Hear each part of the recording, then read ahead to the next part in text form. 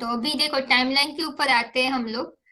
ठीक है, तो हमें पता है अभी जो स्क्रिप्चर्स हम पढ़ रहे हैं ना, उसके थोड़े प्रूफ्स दिखाना चाहती हूँ मैं। ठीक है, गीता को ही लेकर मैं कुछ आपको बताऊंगी। वो पूरा टारगेट वही है ना, कृष्ण के ऊपर, श्री कृष्ण के ऊपर। स्क्रिप्चर के आधार पर ही हमने वो बिलीव किया और वो कैसे चेंजेस हो गए ओवर द टाइम। मैं ये नहीं बोल रही हूँ स्क्रिप्चर्स गलत है, लेकिन उसमें जो सच्चाई है वो भी कोई नहीं जानता है। Point is that initially there was truth, nobody knows. तो अभी भगवान आके हमें वो सच्चाई को रिवील कर रहे हैं। तो स्क्रिप्चर्स में भी भगवान ने उसको किस तरीके से बोला था। अभी जो स्क्रिप्चर्स है इट्स लाइक जो है एक काल्पनिक दृष्टि से उसको एक इमेज दिया गया है। उसमें जो आध्यात्मिकता है वो कोई नहीं बता रहा है। You know, it is just like a story where we are connected emotionally. ठीक है, बट उसके पीछे जो स्पिरिचुअल सिग्निफिकेंस है, ओके, थ्रू विच हम लोग आत्मा का ट्रांसफॉर्मेशन कर सकते हैं, आत्मिक अवेयरनेस बढ़ा सकते हैं, वो कोई नहीं जानता, क्योंकि सारे मनुष्य अपने आप को भूल चुके हैं। ओके, जो अपने आप को भूल जाते हैं आत्मा, तो वो आत्मा भूल जाते हैं, तो भले ऐसे लगे कि चमत्कार करने वाले बहुत सारे लोग आए, लेकिन कंप्लीट सच्चाई किसी ने नहीं बताई। ठीक है, क्योंकि सब लोग संग के रंग में आते हैं, पतित पावन से पतित बनते हैं। जो पवित्र आत्मा द्वापर में आती है, चमत्कार करती है, उनको पूरा ज्ञान ही नहीं होता, इसीलिए तो द्वापर कलयुग में आती है। अगर पूरा वो देवता बने होते तो उनको पूरा आदि मध्य अंत का ज्ञान होता, तो वो थोड़ी सी सच्चाई बताएगी जो भगवान से उन्होंने ली होगी द्वापर में आने के लिए। तो पूरी सच्चाई उनको भी नहीं पता है। जो पूरे काल चक्र में बिगिनिंग टू एंड रहता है, उसको ही पूरी सच्चाई पता होती है, और वो लोग तो अपने आप को भूल चुके होते हैं। Okay, so I hope it's making sense to you. अभी बहुत सारे नए नए फैक्ट्स आ रहे हैं आपको, बट और कनेक्ट होगा, है ना। तो मैं क्या बोल रही हूँ कि अभी बहुत सारे चमत्कार करने वाली आत्माएं आती है, इन्फ्लुएंशियल आत्मा आती है, तो they have not come in during this time. इसीलिए तो वो ऊपर से आती है, हमें लगता है वो भगवान करते हैं। नो, व्हेन गॉड केम, भगवान जब पिछले कल्प में आए थे तभी सब लोगों ने पढ़ाई पढ़ी थी। They also received some income. ठीक है, पावर ली उन्होंने, but they did not come, वो नहीं आए सतयुग त्रेता में, वो आए यहाँ। तो तभी उनको अपनी एक जन्म के में उसकी पावर तो दिखाने का मौका मिलता है। We thought is done by God, but no, it was a pure soul. But वो लोग भी पतित से पतित बन जाते हैं। They just show miracle for one birth and after that we don't know, पता नहीं कहाँ है वो। ठीक है, तो इसीलिए ये समझना है भगवान की प्रविष्टता में और मनुष्य पवित्र आत्मा की इस दुनिया में प्रविष्टता में क्या अंतर है। ठीक है, तो भगवान को जानेंगे तो और आपको अच्छी तरीके से पता चलेगा, बट यहाँ पॉइंट यही है। ठीक है, कि अभी कोई भी इन्फ्लुएंशियल आत्मा कैसे भी हो, वो पूरी सच्चाई नहीं बता सकती है। वो ऑथर ही चाहिए जिन्होंने लिखा था, नहीं तो भगवान चाहिए। ठीक है, तो अभी हम थोड़ा आगे बढ़ते हैं। ठीक है, एक और बात है, जैसे काल चक्र देखो, हमने पहले भी आपको प्रूफ दिखाया है। ठीक है, वैदिक पीरियड कब से होता है, जैसे शास्त्रों में भी लिखा हुआ है। ठीक है, 2500 to 3000 ईयर्स अगो। ठीक है, वैदिक पीरियड ज्यादा नहीं है, माना आज से तभी से ही शास्त्र की शुरुआत हुई। ओके, आज से 3000 साल पहले, उससे पुराना नहीं है। ठीक है, लिखा है एक्चुअली 2500 ईयर्स ही है, लेकिन शास्त्रों में 3000 यहाँ ही बोला है। ठीक है, तो we have reference on that too. और 5000 साल का चक्र तो आपको बता ही दिया है ना। उसमें आपको हमने प्रूफ भी दिखा दिया है कि कैसे उन्होंने चेंज किया है। पहले 5000 था और कैसे डिवाइन ईयर को मल्टीप्लाई करके कितना बढ़ा दिया है। यू हैव प्रूफ, राइट, कि शास्त्रों में कितना चेंजेस हुए हैं ओवर द टाइम, राइट। तो हिस्ट्री शोइंग दैट, वो दिखा रही है प्रूफ। तो वो प्रूफ आपको कंसिडर करना है। तो भी आपको पता चलेगा कि अभी हम जो सुना है पढ़ा है वो कंप्लीट सच नहीं है। ठीक है, आपको स्टिल मानना है तो मान सकते हैं, बट आपके सामने फैक्ट्स रख रहे हैं, बुद्धि से सोचोगे तो समझ में आएगा, इसीलिए दुनिया नरक बनती जा रही। ठीक है, तो अभी देखो टाइमलाइन के हिसाब से देखेंगे तो अभी हमें समझना है। ठीक है, तो पहले वेदास आए, पर उसमें तो सिर्फ गायन किया है, नो पर्सनल गॉड, अवतार नहीं है। देयर इज नो अवतार। अभी तो कितने अवतार हो चुके हैं। तो पहले तो just there is just praise of deities. ठीक है, ये प्रकृति के सूर्य देवता, अग्नि देवता, ये 5 तत्वों को प्रेज कर रहे हैं एक्चुअली एक देवता के फॉर्म में। ठीक है, एक ही है, एक ही जगह पर भगवान का जो उल्लेख आया है। ठीक है, एक ही वेद में वो है रुद्र। ओम नमो भगवते रुद्राय नमः। ठीक है, तो भगवान के रूप में एक को ही माना है, वहां कोई कृष्ण का नाम नहीं था, आगे चल के स्लाइड्स में आपको मिलेगा।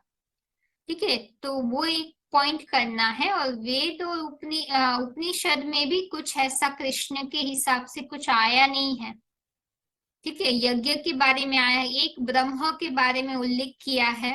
ठीक है, लेकिन कृष्ण के हिसाब से कुछ भगवान का रूप नहीं दिया है। हमने क्या कहा था, सच्चाई होती है तो पहले भी होना चाहिए।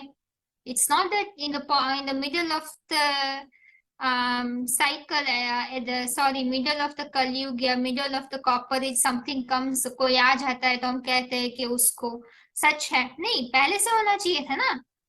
भगवान का रूप वो है, तो जो भी भगवान का रूप है उसको पहले से ही सात्विक स्टेज में ही बाहर आएगा ना। जब राजसी और तामसी स्टेज में जो चीज आती है वो तो सच्चाई कैसे हो सकती है कंप्लीटली, राइट? जो ओल्ड इज गोल्ड। तो इसीलिए समझने की बात है कि उपनिषद और वेद में ऐसा कोई उल्लेख नहीं आया है। ठीक है, फिर अवे पोस्ट वैदिक पीरियड। ठीक है, पुराण तो अराउंड क्राइस्ट से 300 साल पहले लिखे गए। ठीक है, उससे उसके उसके पहले रामायण महाभारत मनुस्मृति लिखे गए। ठीक है, उपनिषद के बाद फिर गीता आई। गीता पहले महाभारत का पार्ट नहीं थी। ठीक है, पुराण में बहुत सारी जब पौराणिक पीरियड आया क्राइस्ट से 300 साल पहले, तभी चेंजेस होना स्टार्ट हुआ। उससे पहले की जो सच्चाई थी वो अलग ही थी। उससे पहले जो है कृष्णा को कोई भगवान नहीं बनाया गया था। ठीक है, ऐसा कोई उल्लेख नहीं है। क्राइस्ट से 300 साल पहले रामायण महाभारत मनुस्मृति लिखी गई। ठीक है, और फिर क्राइस्ट के बाद का जो समय है वहां आता है अराउंड क्राइस्ट के पीरियड के हिसाब से, ब्रिटिश पीरियड में आता है, सब पुराण आते हैं। ठीक है, तो ये कहाँ से लिए हैं, एक राजीव गुप्ता जी हैं, उनके वीडियो से ये रेफरेंस मिले हुए हैं। तो वीडियो का लिंक इधर रखा हुआ है। इसमें कोई डिटेल जानने का उद्देश्य नहीं है, बट यहाँ एक ही चीज बता रहे हैं कि पहले पिक्चर्स हुआ करते थे, फिर पिक्चर्स के आधार पर स्क्रिप्चर्स हुए, आदरणीय निकले, है ना। फिर ये जैसे यहाँ लिखत में भी लिखा हुआ शतपथ ब्राह्मण, फिर उपनिषद। ठीक है, और फिर उसकी क्लैरिफिकेशन, एक्सपेंशन होता गया, सब कुछ एक्सपेंशन होते होते महाभारत भागवत पुराण, है ना, तो वो पुराण आ गए। ठीक है, बट जो चेंजेस हुए हैं वो पार्ट जो मैं बताना चाहती हूँ, चेंजेस गीता को जो है महाभारत का पार्ट बनाने के हिसाब से वो अराउंड तभी हुआ था।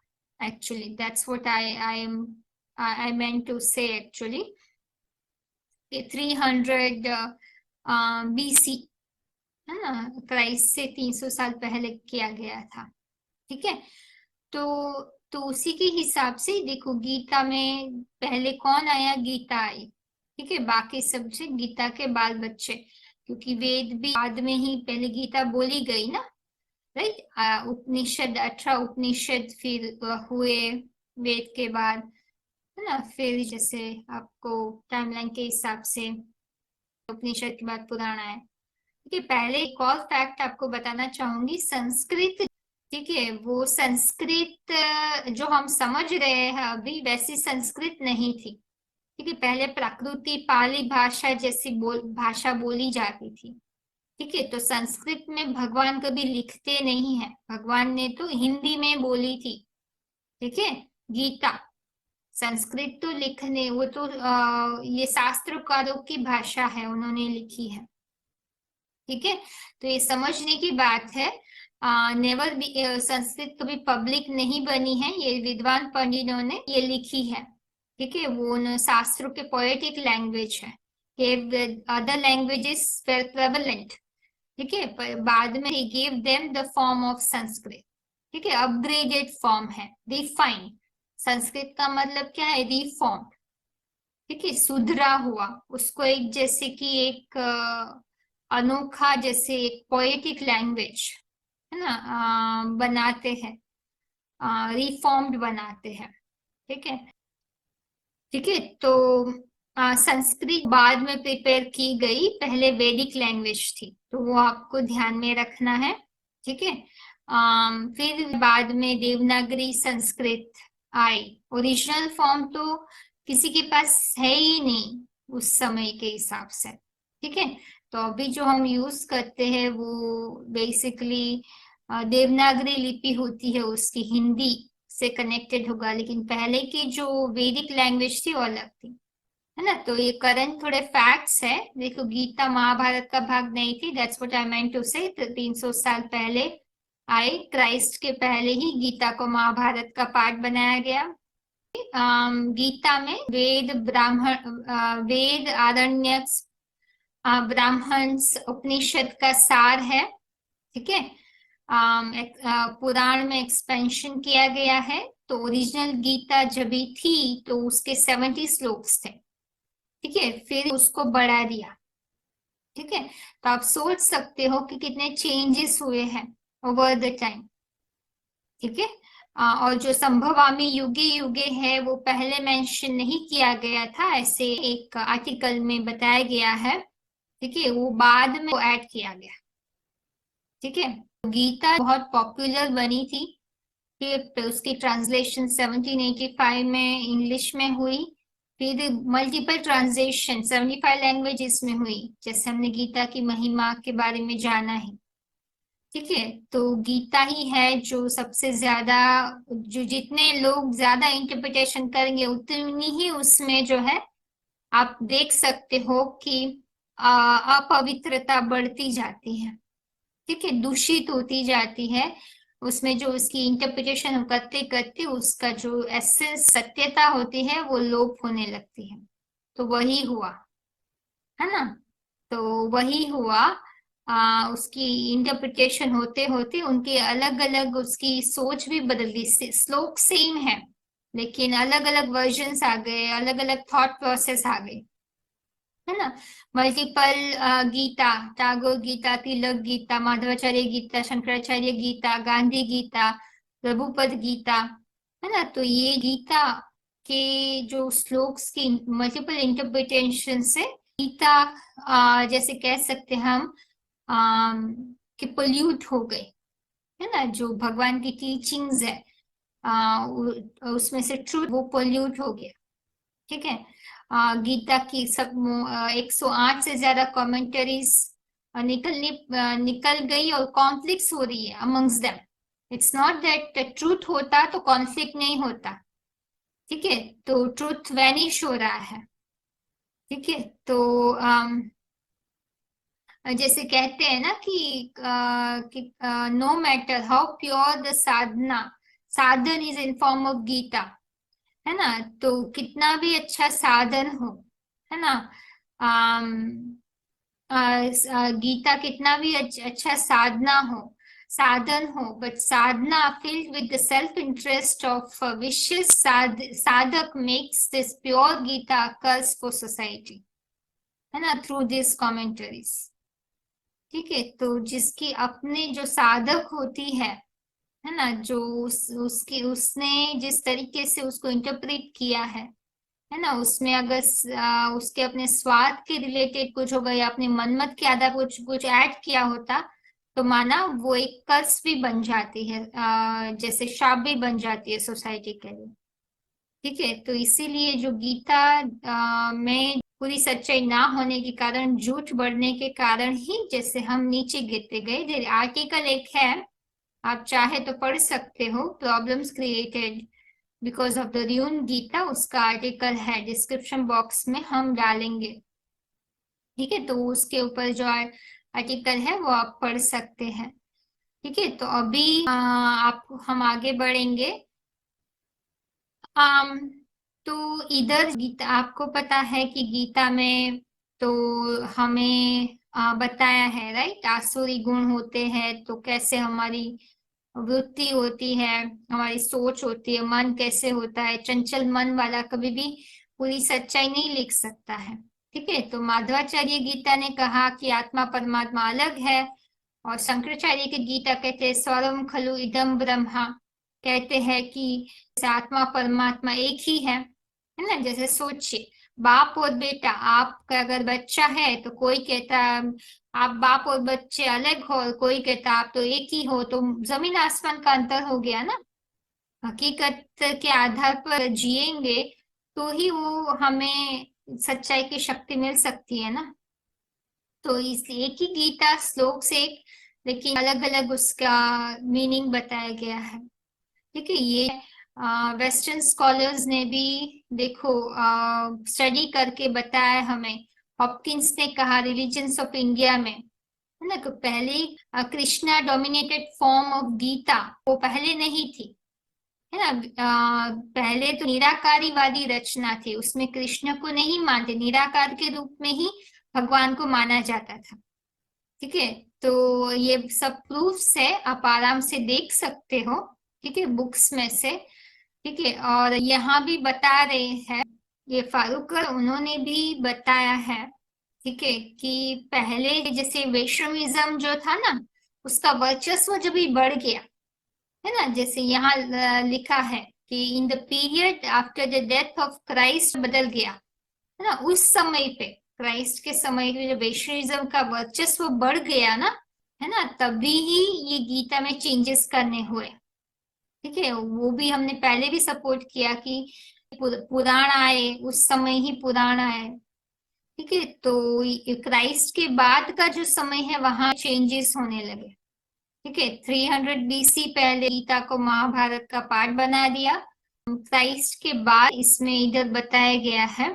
ठीक है, कृष्णा का नाम, कृष्ण को जैसे कि डोमिनेट कर दिया। ठीक है, और फिर गार्वे ने भी वही बोला है कि वो जो ओरिजिनल क्रिएशन थी 200 बीसी की, ठीक है, तो वहां ऐसे कुछ कृष्णा डोमिनेटेड गीता नहीं थी। ठीक है, और बाद में क्राइस्ट के बाद ही जैसे कि उन्होंने वो भी सपोर्ट कर रहे हैं कि कृष्णा को डोमिनेट कर दिया है एज गॉड, पहले वो गॉड के रूप में नहीं थे।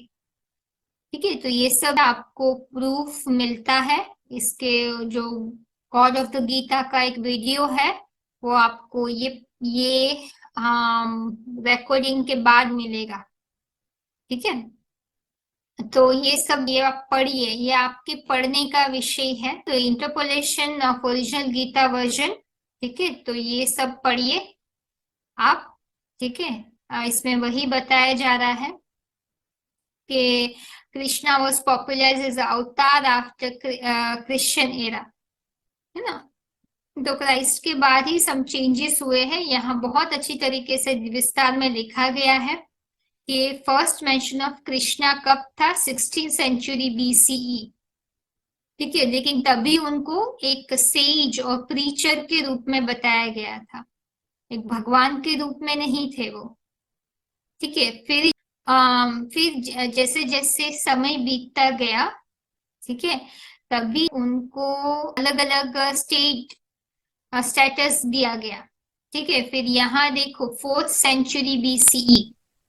ठीक है, ठीक है, कि कृष्णा जो थे, यहाँ जो कृष्णा थे, ठीक है, वो एक हीरो से डेटी बन गए, देवता बन गए। ठीक है, पॉपुलर हो गए। सेकंड सेंचुरी फिर सेकंड सेंचुरी तक बताया जाता है कि पहले कृष्णा और विष्णु को अलग देवता करते थे, फिर एक कर दिया, ठीक है। और फिर वॉर हीरो बता दिया, ठीक है। महाभारत में भी चेंजेस हुए, है ना। फिर फर्स्ट सेंचुरी बीसी आए, है ना, तो कृष्ण को अडल्ट फॉर्म में वर्शिप किया गया as a preacher, friend of Pandavas, है ना, यादव ऋषि हीरो और विष्णु इनकारनेट, ठीक है, ऐसे बताया गया। फिर कृष्णा को भगवान की पदवी दे दी, तो ऐसे ओवर द टाइम चेंजेस होने लगे, ठीक है। तो ये एक अच्छा प्रूफ है हमारे पास, सब ये कोरिलेट हो रहा है, बहुत सारे लोगों ने इतना बता रहे हैं जो लोग, तो उसमें कोरिलेशन हो रहा है, तो उसमें कुछ दम तो होगा ना, और उसके ऊपर भगवान आके सपोर्ट कर रहे हैं, ठीक है।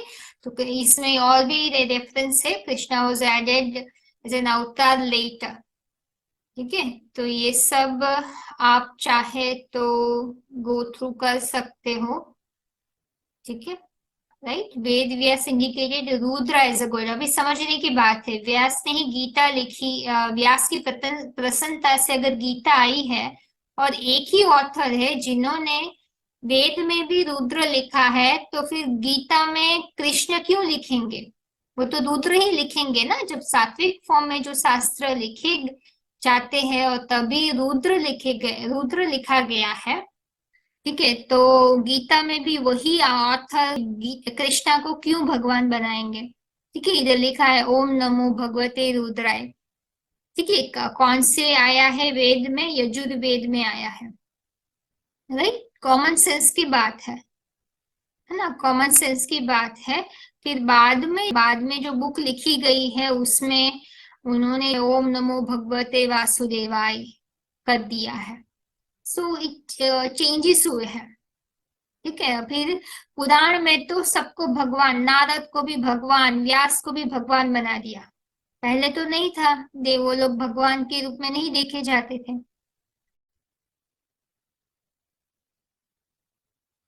ठीक है। तो देखो ये भी एक छोटा सा स्लाइड है, जिसमें ये जुर्वत का रेफरेंस दिया है, ओम नमो भगवते रुद्राय, salutation to Rudra who is God, the supreme personality of Ishwar, ठीक है।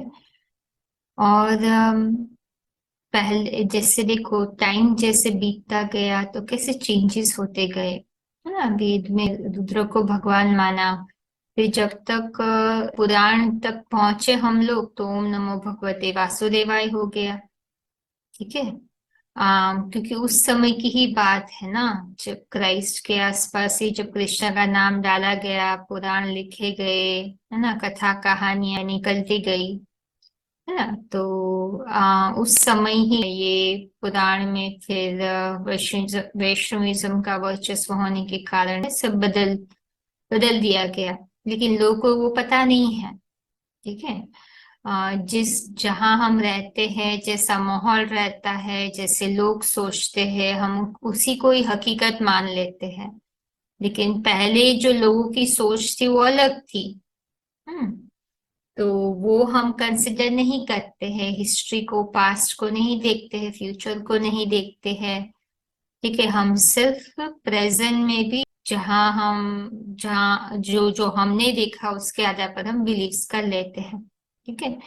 अभी देखो दूसरा प्रूफ यहाँ ये है, ठीक है, गीता में।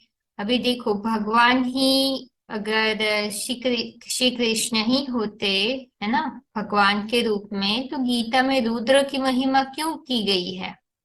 अगर व्यास ने कृष्ण को ही भगवान माना होता, तो फिर रुद्र की महिमा क्यों की गई, है ना, कुछ कारण होगा, ठीक है। तो एक ही ऑथर है, तो दोनों जगह पर सिमिलैरिटी ही वो लिखेंगे, राइट। उनके मन में जो बसा है, वो कोई भी बुक लिखे तो उनका ही गुणगान करेंगे। तो ये बात समझने की है कि अविनाशी रुद्र ज्ञान यज्ञ बताया जाता है, ज्ञान यज्ञ श्रेष्ठ है, और ज्ञानेश्वर सिर्फ शंकर को ही कहा जाता है। सबसे ज्ञानी कौन थे तीनों में? शंकरी है। तो उसके आधार पर ही जो महिमा की गई है गीता में वो रुद्र की ही है। उन्होंने कोई विरोधाभास नहीं किया है, कहीं कुछ और कहीं कुछ और। जो वेद व्यास थे उन्होंने तो वही महिमा की, लेकिन हम लोगों ने बाकी उन लोग आए और उन्होंने जैसे इंटरप्रिटेशन की कृष्णा के हिसाब से ही सब डाल दिया। बट हकीकत में उपनिषद में भी देखो, यहाँ रुद्र की ही महिमा गाई गई है। ठीक है, तो रुद्र ही है जिसको हिरण्यगर्भ भी कहा जाता था। उसको सपोर्ट ऑफ द वर्ल्ड कहा गया है। गीता में भी श्लोक आया है, तो त्वमादि देव पुरुषः पुराण तमसस्य विश्वस्य परम निधान, है ना। तुम ही हो पूरे विश्व का सहारा। तो कृष्ण की बात नहीं आती, अगर आप को रिलेट करने जाओगे तो श्री कृष्ण की बात नहीं आती है ना। तो उपनिषद में भी आप देखो तो जिसकी महिमा की गई है उसके आधार पर तो सार है ना गीता, तो वेद उपनिषद का, तो उसमें भी रुद्र की ही महिमा की हो गई होगी ना। फिर लेटर वो चेंज हो गई। कौन रेफरेंस है जहाँ में क्लियरली बताया जा रहा है कि Rudra, he is the one who is the source and origin of gods, the ruler of all Rudra, the great seer, okay, who of all created the golden germ, okay, तो हिरण्य गर्भ बताते हैं। ठीक है, तो ये उपनिषद में बताया गया है। ठीक है, और फिर यहाँ भी महाभारत में, पहले के जो महाभारत है, ऋग्वेद है, सामवेद है, यजुर्वेद है, अथर्ववेद है। ठीक है, अग्नि के रूप में पहला देवता और भगवान वो रुद्र को ही बताया गया है। सब धर्म में पहला पुरुष उन्हीं को ही माना जाता है, आदिदेव, एडम, आदम, आदिदेव, आदिनाथ। ओके, इसमें कृष्ण का नाम तो कहीं नहीं दिया गया है ना। तो सबसे निराकारी स्थिति ऊंची कौन सी है ना, वो शंकर की है। वो फ्यूचर के सेशन में हम जानेंगे।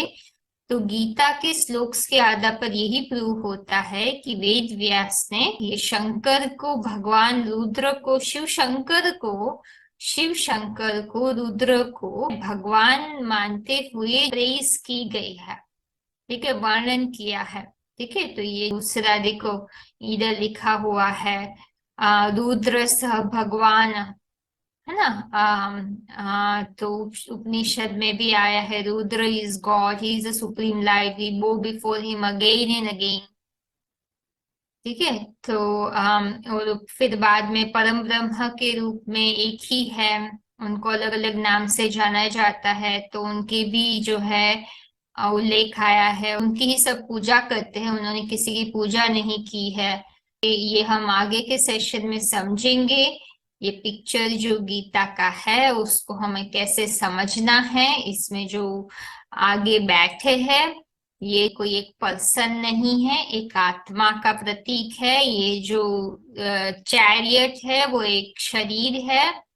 ठीक है, शरीरम रथम विद्धि, देखो कठोपनिषद में भी आया हुआ है कि शरीर को रथ समझना है। ओके, और ये जो आगे बैठने वाले जो है सारथी है, पीछा जो है वो रथी है, अर्जुन को दिखाया है। इसका सही अंडरस्टैंडिंग क्या है वो भगवान हमें बता रहे हैं कि ये एक शरीर में दो आत्माओं का प्रतीक है। यहाँ कोई अलग पर्सनालिटी नहीं है, अलग अलग श्री कृष्ण के रूप में कोई व्यक्तित्व अलग है नहीं, ये एक शरीर है। ओके, उनमें दो आत्मा है, उनका प्रतीक है। आगे के सेशन में और समझेंगे। और वो पतित शरीर है जिसमें भगवान आते हैं। ठीक है, और इसलिए कृष्णा क्वालिटेटिव नाम है। ठीक है, वो हमें ध्यान में रखना है। इट इज नॉट कि ये एक पर्सनालिटी है। ठीक है, समझने की बात है, क्वालिटी है। ओके, जो दर्शाता है कि एक पतित शरीर में भगवान कैसा काम कर रहा है, आकर्षण का काम कर रहा है ना, सबको आकर्षण करने वाला, जिसका अर्थ भी बताया हुआ है। वन कृष्णा का मतलब क्या है, meaning the one who pulls enemies in the form of vices. है ना, that through the great effect of his power. ठीक है, तो सब विकारों को भगवान क्या करता है, सबको अपनी तरफ पुल करता है ना, सबके विकारों का नाश करने के लिए। तो विकारों का नाश करता है जिससे सबको रिगार्ड हो, भगवान पहचाने भगवान को। ठीक है, तो सबको सबकी आत्मिक स्थिति को आकर्षण कराता है अपनी तरफ। ठीक है, अपने सोल कॉन्शियस स्टेज के आधार पर। तो ये समझने की बात है। ठीक है, कि सबके विकारों को खत्म कराता है, आत्मिक स्थिति को जागरूक करता है, अपनी तरफ आकर्षण करते हैं। ठीक है, तो इसलिए बोला है king is just worship in his country but a scholar is worshipped in the entire world. ठीक है, तो वो एक ही है, इसलिए आप दुनिया भर में देखोगे शिवलिंग, शिव शंकर के मंदिर आपको दिखाई देंगे, श्री कृष्ण के मंदिर सब जगह आपको नहीं मिलेंगे। वो भी हम समझेंगे अगले सेशन में। ठीक है, ठीक है, तो ये समझने की बात है, कृष्णा जो शब्द है वो गुणवाचक नाम है। ठीक है, क्वालिटेटिव वर्ड है, ऐसा नहीं है कोई एक व्यक्तित्व को प्रेजेंट कर रहा है। ठीक है, भगवान की एक क्वालिटी है ना, जो निराकार भगवान है उसकी एक क्वालिटी है, दैट मीन्स टू अट्रैक्ट। है ना, गीता में कृष्ण का नाम डालने की वजह से ही बाकी धर्म वाले उसको अपनाते नहीं है। अगर कृष्णा को गीता में उसको डोमिनेट नहीं किया होता तो सब धर्म वाले अभी गीता को ही अपना स्क्रिप्चर मानते थे। भगवान आके कहते हैं दो बड़ी भूल हो गई, भगवान को सर्वव्यापी मान लिया और कृष्ण को गीता का भगवान मान लिया। ठीक है, तो दो बड़ी भूल होने के कारण अनर्थ हो गया। ठीक है, अनर्थ हो गया। ठीक है, तो उसी के हिसाब से भगवान कहते हैं मानव सृष्टि वो नीचे गिर गई, मनुष्य की सृष्टि, और बंटवारा हो गया हमारा। ठीक है, तो कृष्णा का दो मतलब है, एक है आकर्षण करना और दूसरा काला, है ना, कृष्ण माना काला, आकर्षण करना और काला। ठीक है, तो गुणवाचक नाम है, और काला काला तो भगवान के ऊपर नहीं सूट होता, आकर्षण करना जरूर सूट होता है। तो काला किस पे सूट होता है कृष्ण के रूप में, तो वो भी हम बताएंगे आपको। ठीक है, जिस शरीर में भगवान आता है वो अपवित्र शरीर होता है, कृष्ण तो प्योर है, तो काला तो कृष्ण को नहीं कहेंगे ना। मतलब जिस रूप में हम व्यक्तित्व को देवता के रूप में मानते हैं, देवता में तो भगवान नहीं आते हैं, तो कोई साधारण मनुष्य है जिसमें भगवान आते हैं, जो पतित होते हैं, गीता में भी वही बोला है। ठीक है, तो ये समझने की बात है, वो जिस जिस तरीके से जिस कृष्णा को, कृष्णा एक गुणवाचक नाम है। ठीक है, वो समझने की बात है। ठीक है, तो ये कोई एक व्यक्तित्व नहीं है, वो यहाँ बताया जा रहा है, भगवान जिसमें आते हैं। ठीक है, एक मनुष्य में उसको उसको कृष्णा का जो गुण है, काला है, पतित है, उसके हिसाब से बोला जा सकता है, बट कृष्णा वो इसी धरती पर है। ठीक है, तो अभी तक वो जो है रिवील नहीं हुए थे ना, तो भगवान आके रिवील करते, वो आपको बताएंगे। बट जिस तरीके से हम कृष्णा को देव अभी भगवान मान रहे, कृष्णा भगवान नहीं है, भगवान का एक ही नाम है, वो मैं बताऊंगी आगे के सेशन में। ठीक है, तो Krishna means who is dark, the one who or the one who is attracts. ठीक है, तो ये गुणवाचक नाम है। ठीक है, डिफरेंट नेम्स ऑफ भगवान, ये आप देख सकते हो, भगवान की क्वालिटीज है। ठीक है, कृष्ण भी एक नाम है, द वन हु अट्रैक्ट्स, जब भगवान के ऊपर लागू होता है। ठीक है, कृष्णा एक गुणवाचक नाम है, it is not representing any person. ठीक है, एनी एनर्जी, एनर्जी नहीं है, कृष्णा नाम की कोई एनर्जी नहीं है, भगवान का नाम कुछ और ही है, वो हम जानेंगे। ठीक है, Madhusudan who kills the lust. Okay, Madhav who attracts enemies. ठीक है, Hrishikesh the master of force like इंद्रिया।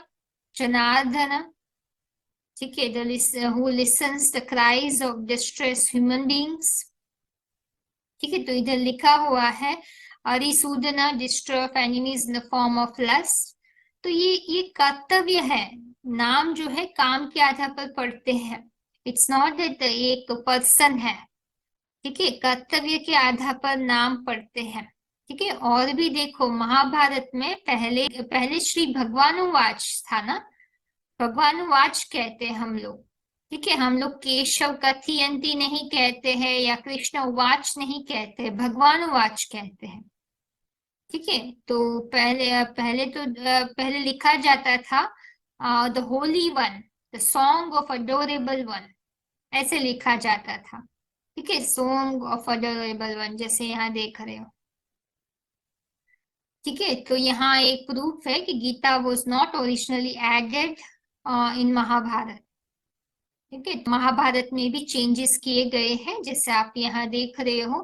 पहले कितने श्लोक्स थे, यहाँ बताया है कि लेटर जनरेशंस, ओके, जो Bhagavad Gita is one such edition to Mahabharata which was done during later generation, ठीक है। अकॉर्डिंग, ये बहुत इंपॉर्टेंट सेंटेंस है, अगर आप ये पढ़ोगे, according to the conditions of the society that prevailed during those times, वो समय पे जैसी परिस्थिति थी वैसे वैसे स्क्रिप्चर्स में एडिशन होने लगे। गीता, रामायण, महाभारत उस समय कैसे आए, उस समय, और पुराण कैसे, उसकी कहानियां कैसे बढ़ गई, है ना। तो इन द हिस्ट्री दिखाया जाता है कि हमारे भारतवासी कन्वर्ट हो रहे थे अलग अलग धर्मों में, ठीक है। तभी उन्होंने जैसे कि एक हीरो हीरो एक्टर को जैसे कि एक फोकस किया, जैसे होता है ना मूवी में हम हीरो के ऊपर ज्यादा अपना फोकस लेके आते हैं, वैसे ही, ठीक है। तो उन्होंने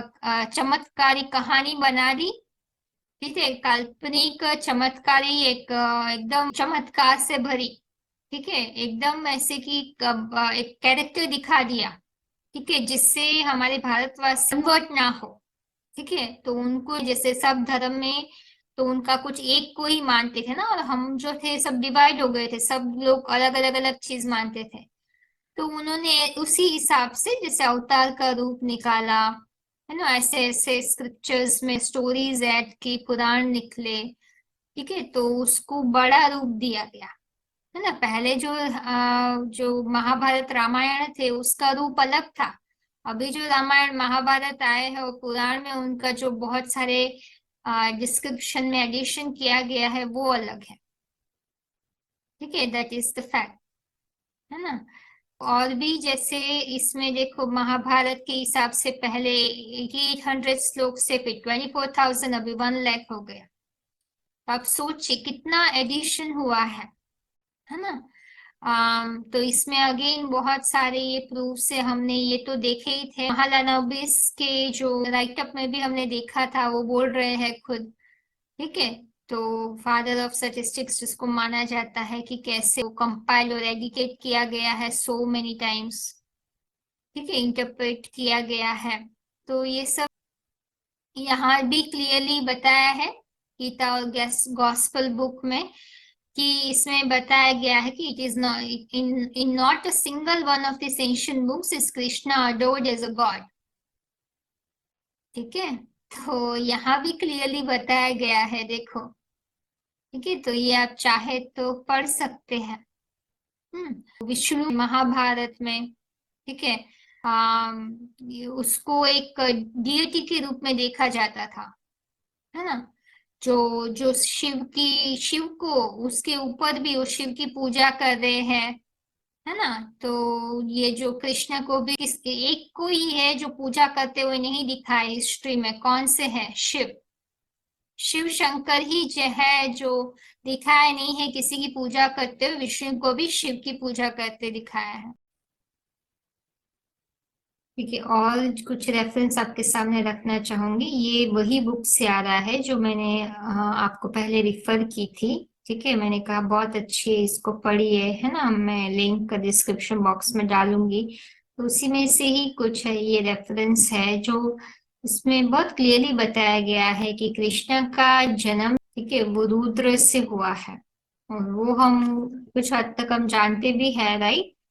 लिंगोद्भव की कथा आपने सुनी होगी, है ना। जब भी नारायण और ब्रह्मा दोनों फाइंड आउट करने की कोशिश करते हैं कि कौन पहले आया, किसने किसको जन्म दिया। उनको आवाज आती है, ठीक है, शिवलिंग से। तो वहां उनको फिर बताया जाता है कि जो भी मेरा अंत ढूंढेगा वही विजेता है, उसने ही मतलब कि वही पहला है। तो लेकिन वो नहीं ढूंढ पाते हैं, ठीक है। तो मतलब यहाँ बात यही है कि दोनों का जन्मदाता एक ही है, ठीक है। तो यहाँ भी वही रिफर किया गया है, माना बड़ा कौन है ना, रुद्र को या शिव शंकर को ही बड़ा कहेंगे। तो वही उसको ही भगवान की पदवी मिलनी चाहिए, राइट। क्योंकि जो क्रिएटर होता है वो क्रिएशन से बड़ा होता है, ठीक है। तो वो एक यहाँ पॉइंट है। यहाँ एक और चीज बताई गई है, ठीक है, वही सेक्शन में। जैसे दूसरे पैराग्राफ में आप देख रहे हो कि Drona section of Mahabharata, when Arjun so that during the war everyone was being killed by some brilliant man, on asking Vyas about him he received the knowledge that he is the form of Shiv Rudra himself, है ना। बहुत clearly बताया गया है, right, कि वो जो जिस अर्जुन जिसको विजुलाइज कर रहे हैं वो हॉरर फॉर्म, भयंकर रूप किसका था, है ना, जिन्होंने जिसके जिसके आधार पर वो चैप्टर का नाम पड़ा विश्व रूप प्रदर्शन योग, वो कोई नहीं था, शिवरुद्र ही थे, ठीक है। लेकिन जैसे होता है ना इंटरप्रिटेशन में, उन्होंने कृष्ण वर्ड को इतना लिटरल सेंस और इतना महत्व दे दिया जिससे जो पूरी गीता में जिसके कैरेक्टर की महिमा की गई है उसको पूरा ही जैसे कि गुम कर दिया, ठीक है। तो क्योंकि इंटरप्रिटेशन गलत कर दिए, अगर श्लोक के आधार पर देखते तो भगवान कहते हैं वो रुद्र की ही महिमा है ना। फिर उसका इंटरप्रिटेशन में बहुत ही गड़बड़ हो गई, ठीक है। मनुष्य ने अपनी बुद्धि लगाई और पूरी सत्यता है वो लोप हो गई, ठीक है। तो यहाँ और भी नारायण ने देखो रुद्र को देखकर ही आदिदेव संबोधित किया, ठीक है। तो वो भी उनको ही बड़ा मानते थे, उनकी ही पूजा करते हुए दिखाया है ना। वो तो हमने पहले भी मेंशन किया, ठीक है। एक ने ही सबकी पूजा नहीं की, और जो शिव शंकर है वही देवता और दानव में कोई अंतर नहीं देखते थे। और हम देख रहे विष्णु देवताओं को वरदान देते हुए दिखाया है, ठीक है। तो एक ही है जो पक्षपात नहीं करते थे, ठीक है। और विश्व कल्याण के लिए उन्होंने हर समय जो आगे रहे हैं वो, ठीक है। तो ज्ञान में, योग में, शक्तियों में उनको ही बड़ा दिखाया है। तो गीता का भगवान वही होना चाहिए, और गीता के श्लोक्स के आधार पर भी हम प्रूव करते हैं, राइट। तो आगे आपको कोर्स के बाद भगवान के मुख से पूरी गीता लाइव सुनोगे आप, तो आपको पता चलेगा, ठीक है। ठीक है, अभी आगे बढ़ते हैं, ठीक है। तो सबसे बड़े वो ही है शिव शंकर, इसीलिए वेद व्यास ने कि एक भगवान सात्विक फॉर्म में किसको, रुद्र को ही भगवान माना था, ठीक है। तो और अब अगर हम आगे देखें, ठीक है, आगे के हिसाब से ये भी सोचने की बात है आपको, ठीक है। अगर भगवान जो होते चारों युगों में कहते हैं ना कि अवतार लेते हैं, है ना, वेद में तो ऐसे कुछ बोला नहीं ना अवतार के रूप में, राइट। तो सतयुग त्रेता में तो भगवान ऐसे आपके वायलेंस करेगा, आप सोचिए। भगवान को कहते हैं ऊंचा तेरा नाम, ऊंचा तेरा काम, ऊंचा तेरा धाम।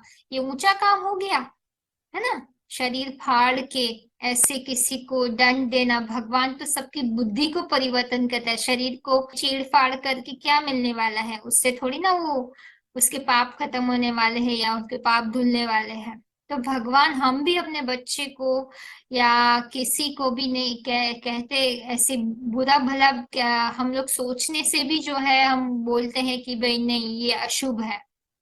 तो यहाँ भगवान इतना बड़ा काम करेगा जो सबको पढ़ा रहा है कि पवित्रता की पालना करो, वो इतना बड़ा अपवित्र काम करेगा? नहीं, भगवान तो पाप पुण्य से परे है ना, तो वो ऐसा काम करके अपने ऊपर पाप क्यों चढ़ाएगा? ठीक है, तो इसलिए तो ऊंचा है कि उसको ये सब किए बिना ही सबको परिवर्तन वो कर लेता है सच्चाई की शक्ति से। तो अभी वही को वो कर रहा है, अभी किसी को फोर्स नहीं करता है। भगवान स्वतंत्र रहने देता है और रहता भी है। उनको पता है जो बुद्धिवादी है, ज्ञानी तो आत्मा है, वो जरूर मुझे पहचानेंगे। ठीक है, तो जो गीता में भी लिखा है ना कि जो भी चैप्टर 3 श्लोक 21 में भगवान खुद बोलते हैं जो महान कर्म करते हैं उसको सब फॉलो करते हैं। तो भगवान ऐसे नीच कर्म करेगा तो सब लोग अब खून करने लगेंगे एक दूसरे का। ठीक है, तो इसलिए कंस कृष्ण को भी दिखा है, देखो कृष्ण के रूप में कंस का वध करते हैं, ये भगवान का काम है? नहीं ना।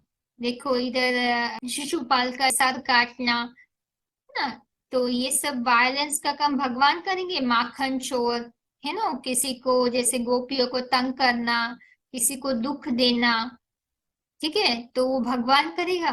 तो कृष्ण के रूप में लीला, ऐसी लीला होती है भगवान की? सोचिए जरा। ठीक है, उनकी माँ को तंग करते हैं, है ना? भगवान किसी को भी, यहाँ गीता में खुद भगवान बोलते हैं कि योगी वही होता है जो भगवान को बहुत प्रिय होता है, जो ना तंग होता है ना किसी को तंग करता है, और खुद ही ऐसे करेंगे? सोचिए जरा। ठीक है, तो भगवान ही खुद अपनी शिक्षाओं के विरुद्ध जाएंगे? ठीक है, तो ऐसे पनिशमेंट होना, है ना, उनको भी पनिशमेंट मिलती थी ऐसे गोपियों के रास लीला, भोगीपन कहते हैं। 16,000 रानियां थी, तो भोगीपन की निशानी है ना, तो उसके शास्त्र में तो वही बताते हैं कि जब ये कृष्ण की 16,000 रानियों की कहानी सुनते, राजा भी जो है भोग विलास में डूब गए। वो वैसे सैंपल बनाएंगे भगवान? तो राजा ही भोग विलास में डूब गए और फिर शंकराचार्य आए और फिर उन्होंने सबने संन्यास लिया। ठीक है, तभी राज्य का कार्यभार संभाला गया। तो आप सोचिए जरा। ठीक है, भगवान से व्यभिचारीपन फैलाएगा, ऐसा कोई कर्म करेगा जिससे किसी तरह का अकल्याण हो? ठीक है, वो बताते हैं कि जो वस्त्र चुराए, है ना, गोपियों के, ऐसा ऐसा काम करेगा? है ना, जो स्नान करते हैं उनको देखना, है ना, ऐसे बहुत जगह पे बोलते भी है ना, जिस तरीके से जो डिस्क्राइब किया है ना, ऐसे ऐसे भगवान के काम तो नहीं हो सकते है ना। तो सोचने की बात है। जो कर्म योग की जो इतनी प्रशंसा करते हैं, वो देखो, अगर भगवान खुद श्रीमद् भगवद गीता में बोलते हैं, तो आप सोचिए उसका जो चरित्र है, उसके जो लाइफस्टाइल है, उससे विपरीत कैसे हो सकती है ना? तो श्री कृष्ण के जीवन चरित्र के बारे में जो बताया गया, वो तो काम विकार का प्रतीक है ना, भोगीपने का प्रतीक है। तो गीता में तो बोला है भगवान ने कि काम महाशत्रु है। ठीक है, वो जो गुण से उत्पन्न होता है। ठीक है, और भगवान तो 3 गुणों से परे हैं। ठीक है, और भगवान ने कहा उसको अपना शत्रु समझ। अगर भगवान ही काम विकार को अपना शत्रु मानते हैं, तो काम विकार का आधार लेकर हमें योगी बनना कैसे सिखाएंगे? वो तो ऑपोजिट हो गया एक्चुअली, भोगी ना। भगवान तो हमें बोल रहे हैं कि आप ये विकार है, इससे आपको जीत पाना है, और खुद ही उसमें उसका आधार लेकर हमें बताएगा कि इसको कैसे ऊपर आना है? नहीं, है ना। और फिर देखो 16 चैप्टर में बताया है, लस्ट एंगर ग्रीड वो नरक के द्वार है ना, वो आत्मा का पतन करते हैं। तो आप सोचिए, अगर भगवान स्वयं इसका विरोध करते हैं कि काम विकार होता ही है, वो अपवित्रता की निशानी है, और भगवान परम पवित्र है, तो वो काम विकार का आधार क्यों लेगा? भोगीपने की से कर्तव्य क्यों करेगा, लीला क्यों करेगा? है ना। हमें ये बताने के लिए, वो तो हमें पता ही है, वो तो कोई नया नहीं है ना। हमें ये नहीं पता है कि उस विकारों से बाहर कैसे निकले, है ना। विकार में ऑलरेडी डूबे हुए हैं, वो समझना बड़ी बात नहीं है। उसके लिए भगवान को प्रैक्टिकली ऐसे कर्म करने की जरूरत नहीं है। ठीक है, वो तो हमारे में डोमिनेंट है, सर्वव्यापी है वो। ठीक है, लेकिन उससे बाहर निकलने के लिए भगवान जो उसके गुण, जो उसकी जो सच्चाई है, उसके आधार पर क्या करते हैं, जिससे हम भी वो आचरण को फॉलो करें और वो विकारों से हम मुक्त हो जाए, वो समझना है। उसके लिए भगवान को ऊंचा चरित्र का पाठ बजाना है। ठीक है, ऊंचे ऊंचे कर्म प्रैक्टिकल में लेके आना है ना। तो ये इससे तो हम और भटक जाएंगे, है ना। तो इसीलिए ये समझने की बात है कि हमने जो कथा कहानियों के रूप में शास्त्रों में सुना है, वो मनुष्य ने लिखा है, ये रजस्वी गुण, है ना। जो रजस्वी मनुष्य ने ही रजोगुण के आधार पर को भगवान के कैरेक्टर को दिखाया है। भगवान स्वयं आके तो टोटली उसको विरोध ओपोजिशन करता है कि नहीं, मैं ऐसा कोई कर्म नहीं करता हूँ, है ना। तो जो स्वयं पढ़ाने वाला है, वो स्वयं ही अपने उसूलों को तोड़ेगा, नहीं हो सकता है ना। सच्चाई की परिभाषा ही वही है कि उसको किसी भी तरीके से क्रॉस नहीं कर सकते हैं। और यहाँ तो हर तरीके से क्रॉस किया जा रहा है ना। तो वो एक इम्पॉर्टेंट बात है जो हमें ध्यान में रखना है।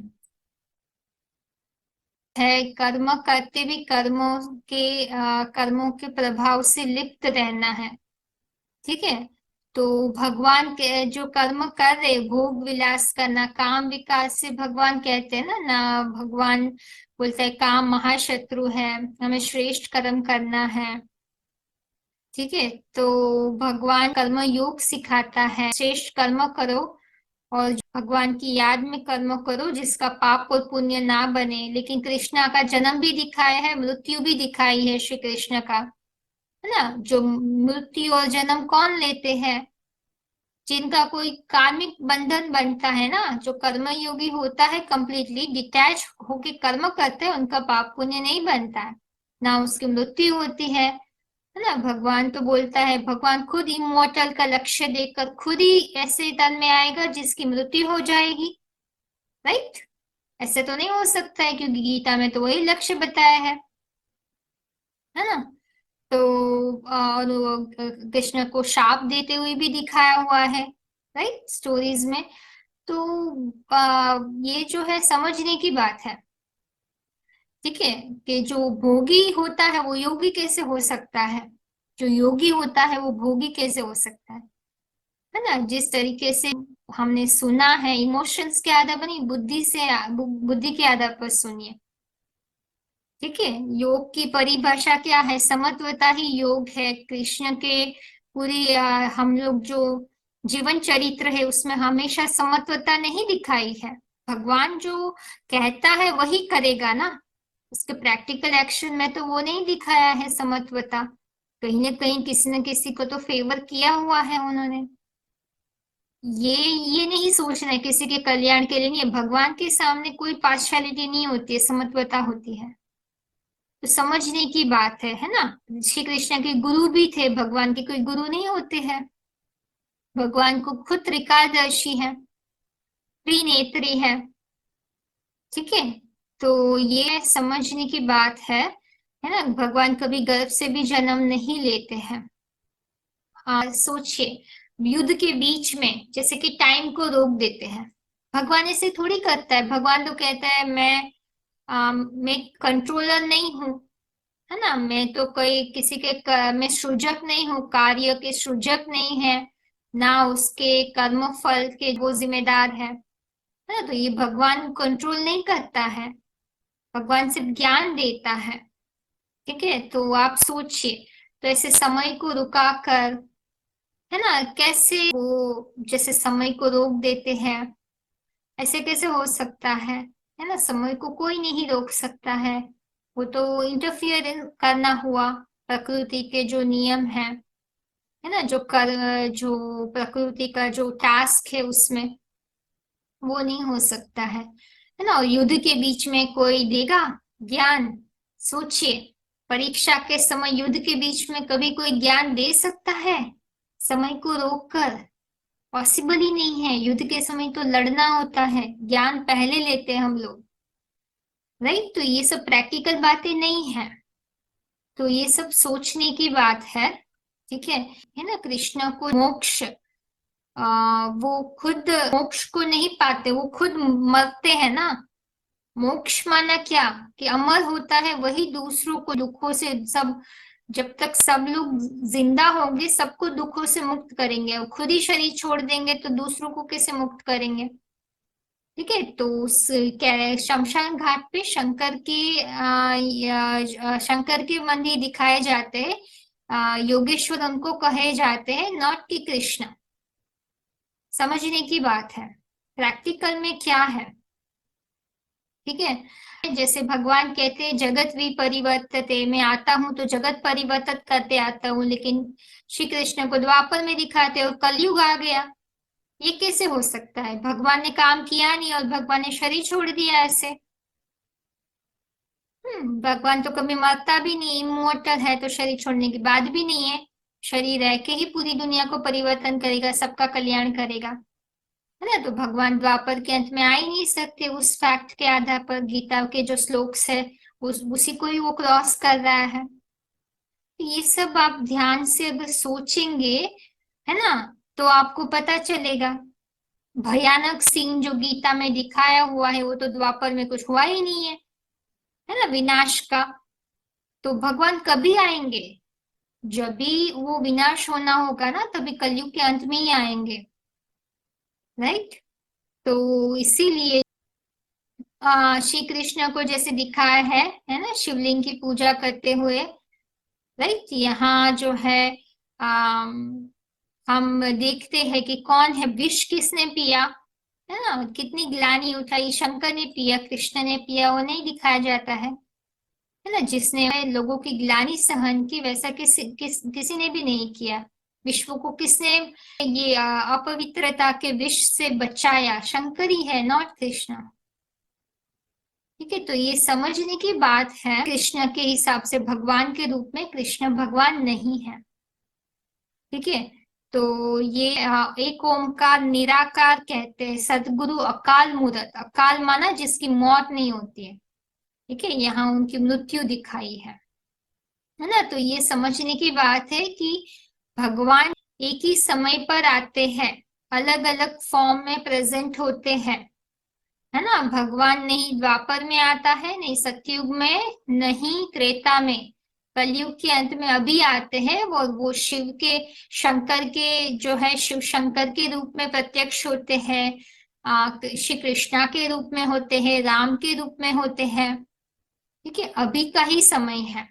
एको ब्रह्मा बहुधा वदंती, है ना, एक ही है जो अलग अलग रूप में गाया हुआ है, ठीक है। तो भगवान एक ही मनुष्य शरीर में अभी आए हुए हैं, और उनको जो काम के आधार पर उनको अलग अलग रूप में पूजा जाता है, बट व्यक्तित्व एक ही है। वो अभी है, द्वापर में नहीं थे ना, सतयुग त्रेता में थे, कलयुग में भी नहीं थे, अभी है। सिर्फ उसको पहचानना है, जिसको अभी कलंकीधर रूप में कहते हैं शास्त्रों में, कलकीधर अवतार, है ना, कि अभी प्रत्यक्ष हो रहे हैं। वही राम है, वही कृष्ण है, वही कल की अवतार है, ठीक है। बट कृष्ण को ही देवता मानना, ठीक है, कृष्ण माना काला, की हम गुणवाचक नाम ले रहे हैं, ठीक है। आप मुझे बोलोगे कि आप तो बोल रहे हो कृष्ण भगवान, वो भी भगवान नहीं है जिसमें भगवान आते हैं, वो एक गुणवाचक नाम है। अभी भगवान जिसमें आए हैं उसका जो गुण है पतित, ठीक है। और भगवान कहते हैं मेरा वो गुण है आकर्षण करने का, ठीक है। तो दोनों नाम के हिसाब से वही शरीर में लागू होता है, एक शरीर में दो आत्मा है। अभी वो अगर कॉम्प्लिकेटेड लग रहा है तो छोड़ दीजिए, बट अभी इतना समझ लीजिए कि कृष्ण कोई भगवान नहीं है जो द्वापर में आए थे, भगवान अभी आते हैं, ठीक है, और जिसमें भगवान आए हुए हैं उनके द्वारा जो भगवान काम कर रहे हैं, ठीक है, उनको ही कृष्णा के रूप में लोग मानते हैं। ठीक है, अभी वो कौन है वो समझना होगा आपको। कथा कहानियों के आधार पर जो बोला है भगवान के बारे में वो सही कंप्लीट सही तरीके की समझ नहीं है। ठीक है, तो धर्म और अधर्म की परिभाषा है, वैसे रामायण के हिसाब से भी चेंजेस हुए हैं। ठीक है, बट ये आप समझ लीजिए, धर्म और अधर्म की परिभाषा, अधर्म होता है वहां मत मतांतर, है ना, मन जब अनेक प्रकार के मत मतांतरों में अर्थात अनेक प्रकार की जिज्ञासा और इच्छाओं के नियंत्रण में जाए तो अधर्म कहा जाता है। तो अधर्म की शुरुआत द्वापर से हुई, जब मत मतांतर आ गए रावण के दस से, वहां से ही शास्त्रों की शुरुआत हुई, फिर इंटरप्रिटेशन हुआ, और अभी हम लोग अधर्मों को ही फॉलो कर रहे हैं। ठीक है, तो सबसे बड़ा अधर्म है भगवान लोग सर्वव्यापी कहना, और दूसरा अधर्म है गीता का भगवान कृष्ण को मानना। ठीक है, तो अभी गीता र्यून हो चुकी है, भगवान कह रहे हैं कि भगवान आके शास्त्रों का सार सुनाते हैं, सच्ची गीता अभी बोल रहे हैं। ठीक है, रामायण भी वैसा ही है, रामायण में भी चेंजेस हुए हैं, ये भी उसका प्रूफ है ना। पहले जो थे वाल्मीकि की रामायण थे, तो उसमें 24,000 वर्सेस थे, और फिर बढ़ा दिए, 500 सरगास था, और फिर 650 कर दिया। ठीक है, तो इसमें अब पहले राम को आदर्श मानव के रूप में मानते थे, अवतार नहीं था वैदिक पीरियड में, यहाँ ही लिखा हुआ है बुद्धिज्म वर्जन ऑफ रामायण।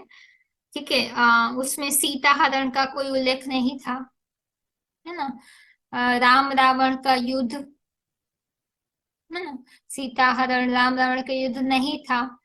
तो ये देखो, बाद में बहुत सारी चीजें ऐड की गई है, मैं वही पॉइंट आपके सामने लेके आ रही हूँ। ठीक है, ठीक है, तो फिर हिरण्यकश्यप और रावण थे सतयुग त्रेता में, तो फिर द्वापर में क्यों नहीं मेंशन किया वेद और उपनिषद में? सोचने की बात है ना। ठीक है, अगर भगवान ही सबको दुख से दूर करता है, सुख का सागर है, तो खुद एक अवतार के रूप में खुद दुख क्यों भोग रहा है? वो भी पढ़ाने आया ना मनुष्य को कि आपके दुखी जीवन में भी आपको दुख के ऊपर रहना है, तो खुद दुखी होगा तो फिर हम उसको फॉलो कैसे करेंगे? ठीक है, अगर भगवान है तो उनको क्यों पता नहीं था कि सीता पहले से ही ट्रबल में होने वाले हैं? है ना, ऐसे उनकी पवित्रता पे लांछन क्यों लगने देते? क्यों उनको दिखाए कि वो छोड़ देते हैं उनको? है ना, ऐसे ऐसे कहानियां लिखी हुई है कि वो चले सीता चली जाए, उसकी परीक्षा ली जाती ठीक है, तो ये सब ये समझने की बात है ना, कि भगवान के जो कैरेक्टरिस्टिक्स है उसके कैरेक्टर में वो आने चाहिए। और फिर ये जो देखो, राम सेतु है, कोई बोलते हकीकत में है ना, लेकिन ऐसा कोई क्लेम तो है नहीं, कुछ एविडेंस है ही नहीं, है ना, कुछ ऐसा प्रूफ तो नहीं मिला है। जो भी था वो जो उसको क्लेम फॉल्स कर दिया गया है ना। कोई कहते हैं हमें ये रक्षाग्रह मिला है। ठीक है, आर्कियोलॉजिकल वाइज भी कोई एविडेंस नहीं है फॉर्म। ठीक है, ये सब प्रेडिक्शंस है, इस कहानियों के आधार पर कोई राजा ने ऐसा बनाया था तो वो अभी मिला हुआ है। ऐसे नहीं है कि एक्चुअल में ऐसे हुआ था, कहानियों के आधार पर ऐसे कोई मनुष्य ने ऐसे बनाया था कहानियों के आधार पर, और वही हमें मिल रहा है। ठीक है, तो ये भी एक समझने की बात है। ठीक है, क्राइस्ट से 200 साल पहले राशि का ज्ञान नहीं था। ठीक है, तो राम के हिसाब से दिखाते हैं राम की राशि है। ठीक है, तो लेकिन पहले तो नहीं था, जब वो लिखा गया था तब। हम्म, ठीक है, आम के जब भी पहले के हिसाब से कितने क्या थे और चेंजेस क्या हो गए। एक और प्रूफ है जो आपको मैं दिखाना चाहूंगी यहाँ, कि जो ये कुरुक्षेत्र है हरियाणा में, है ना, हम कहते हैं कि वहां महाभारत का युद्ध हुआ था। तो वो नाम जो है वो जगह, है ना, क्या वो द्वापर युग से था? नहीं, द्वापर युग से नहीं था। ठीक है, वो जगह का नाम स्थानेश्वर था। ठीक है, अभी 47 के बाद, है ना, 47 के बाद ही ये जगह का नाम बदला है, तो कुरुक्षेत्र। है ना, कहाँ से आया वो नाम? क्योंकि गीता में लिखा था। पहले वो जगह का नाम तो कुछ और था। ठीक है, तो क्या हकीकत में वहां हुआ है, पहले से नहीं था? तो वो भी एक सवाल उठता है। ठीक है। तो जैसे जैसे समय बीतता गया, है ना, आप हिस्ट्री को ना देखते हुए, कुछ रिसर्च किए बिना, हम लोग जिसने भी जो बोला उसको मान लिया कि भाई नहीं, यहाँ ये पहले था। ठीक है, ऐसे दिखा रहा है। ठीक है, लेकिन क्या हमने डिटेल में जाने की कोशिश की कि नहीं, ये जगह शायद पहले भी किसी ने शास्त्र पढ़ के भी ये बनाई होगी या नाम दिया होगा, है ना, बाद में। तो हकीकत में क्या पहले से ही वो जगह को वो नाम से जाना जाता था? नहीं। ठीक है, आगे पीछे का हम नहीं देखते हैं। जो शास्त्रों में कहानियां दी है वो एक मोरल कहानी के रूप में लिखा है। पिछले सेशन में भी आपने सुना था कि बताया है, महाभारत के आदि पर्व में जो वेद व्यास थे उन्होंने भी, उनको जो साक्षात्कार हुआ, उन्होंने अपनी मन की कल्पना के आधार पर एक कहानी का रूप दिया है। तो उसका मतलब ये नहीं कि वो हो गया। हम लोग भी जो बच्चों को कहानी सुनाते हैं तो एक मोरल बताने के लिए वो कहानी को सुनाया जाता है। ठीक है, जरूरी नहीं है कि वो एक्चुअल में हुआ होगा। ठीक है, बट नहीं, उस कहानी से हमें कुछ सीख देना होता है, सीख मिले तो उसी के हिसाब से होता है। तो यहाँ भी जो जगह, उसके आधार पर जो है मॉन्यूमेंट्स बनाए जाते हैं। तो कहने का मतलब यही है कि शास्त्र झूठे नहीं हैं, लेकिन जो भी कहानियां लिखी गई है, पहली बात तो उसमें कितना सत्य है, जो भगवान ने दृष्टांत लेकर पिछले कल्प में आकर समझाया था, वो अभी भगवान हमें बता रहे हैं। तो रोज की मुरली, भगवान के महावाक्य, साक्षात भगवान प्रत्यक्ष रूप में, गीता में भी कहा है भगवान प्रत्यक्ष रूप में आके पढ़ाता है, तो उस समय आ चुका है।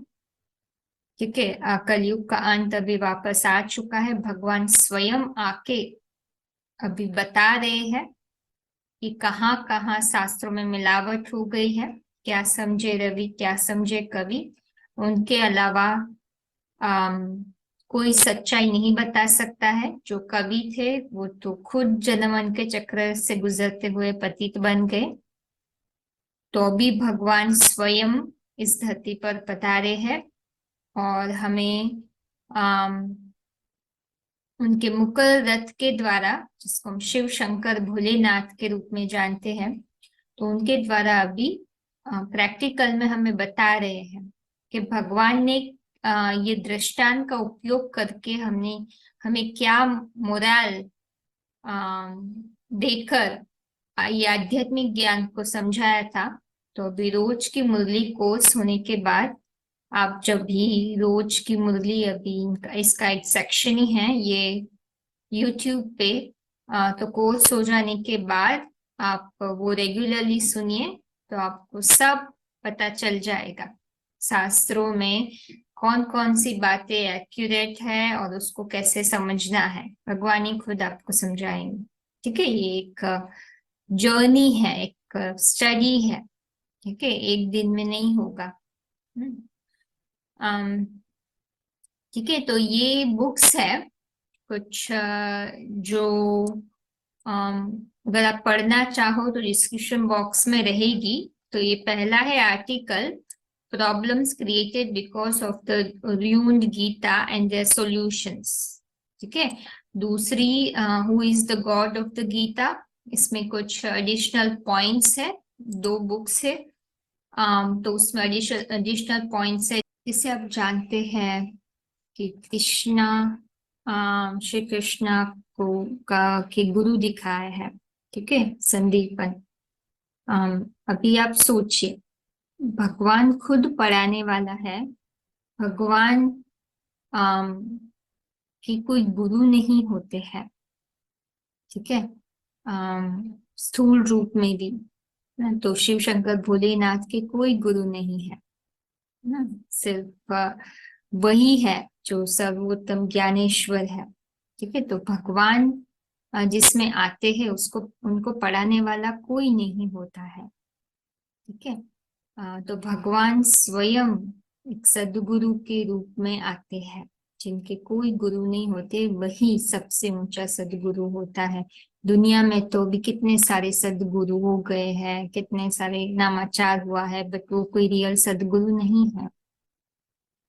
ठीक है, तो सही में भगवान ही स्वयं सद्गुरु है। ठीक है, तो वो हमें शिव शंकर भोलेनाथ के चरित्र से फीलिंग आती है कि जो भी वर्तमान में इस धरती पर प्रेजेंट है। और भी बहुत सारी नई बातें हैं, ये बुक में आपको मिलेगी। तो आप को अभी भी विश्वास नहीं हो रहा है कि गीता का भगवान श्री कृष्ण नहीं है, तो आप ये बुक पढ़ सकते हैं। कुछ एडिशनल पॉइंट्स मिलेंगे, और फिर भी संतुष्ट नहीं हो तो कांटेक्ट करें। ठीक है, और रीजनिंग आप ले सकते हैं। तो सब कुछ एक झटके में समझ में नहीं आएगा। याद रखिए, हमारी रजो बुद्धि है, सात्विक बुद्धि नहीं है, तो भी उसको ट्यून अप करने में टाइम लगेगा, है ना। तो अभी 3 to 6 मंथ्स अगर जब भी आप ये स्टडी करके भगवान से स्वयं पढ़ोगे तभी बात बुद्धि में घुसेगी। तो अभी ज्यादा आप रेस्टलेस मत होइए और डिसीजन मत लीजिए, है ना। हमारी बुद्धि अभी ये सब बातों के लिए प्रिपेयर नहीं है, लेकिन प्रोसेस को फॉलो करके वो प्रिपेयर हो सकती है। बुद्धि को ऐसी ही समझ चाहिए, ऐसी ही डेप्थ चाहिए जिसमें बुद्धि रमण करके उसकी सच्चाई को सोख करे। ठीक है, तो कोर्स करिए, रेगुलरली मुरली सुनिए, आप थोड़ा टाइम दीजिए, भगवान को भगवान समझ कर पढ़िए। अगर आपको यकीन नहीं होता 3 से 6 महीने सुनने के बाद उनसे डायरेक्टली, फिर आप डिसीजन ले लीजिए। ठीक है, बेस्ट ऑफ लक अगले सेशन के लिए। अभी ये नया सीरीज आपका स्टार्ट होगा, ये लास्ट लेसन था। ठीक है, तो इसके बाद जो गॉड ऑफ द गीता का वीडियो है आप देख लीजिए, और फिर आपका न्यू लेसन स्टार्ट होता है। तो बेस्ट विशेस फॉर दैट। ठीक है, उस लेसन में अभी आपको एक प्रश्न उठा होगा कि भाई तो भगवान है कौन और कहाँ है, कौन है वो शंकर। अभी ये बताया शिव शंकर भोलेनाथ, तो शंकर शरीर है जिसमें भगवान आए हैं। तो अभी वही आप जानेंगे अगली सीरीज में, अगली 2 सीरीज में। ठीक है, best of luck. Om Shanti.